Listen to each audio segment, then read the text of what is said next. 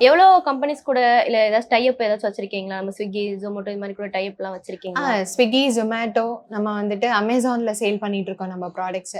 அது மட்டும் இல்லாம மேஜரா நம்ம வந்து என்ன பண்றோம்னா, நெறைய ஆர்கானிக் ஸ்டோர்ஸ்க்கு நம்ம வந்து டைரக்ட்டா சப்ளை பண்றோம். ஆர்கானிக் ஸ்டோர்ஸ்க்கு சப்ளை பண்றோம். கம்பெனிஸ்க்கு வந்து எம்ப்ளாயி ஸ்நாக்ஸ். எல்லா கம்பெனிலயும் கிடையாது. பட் சில குறிப்பிட்ட கம்பெனிஸ்ல வந்து பார்த்தீங்கன்னா, அவங்க வந்து ஈவினிங் ஸ்நாக்ஸ் குடுப்பாங்க அவங்க எம்ப்ளாயீஸ்க்கு. அதுக்கு ஒரு பட்ஜெட் வச்சிருப்பாங்க. ₹15, ₹20 பெர் பெர்சன் அப்படின்னு.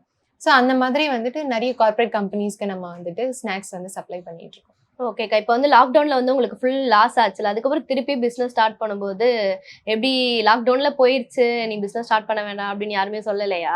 எல்லாருமே சொன்னாங்க. அதாவது ஸ்டார்ட்டிங்லயே சொன்னோம் கேட்டியா? அது தேவையில்லாம இவ்ளோ காசு கொண்டு போய் போட்டு நீ வந்து வேஸ்ட் பண்ணிட்ட.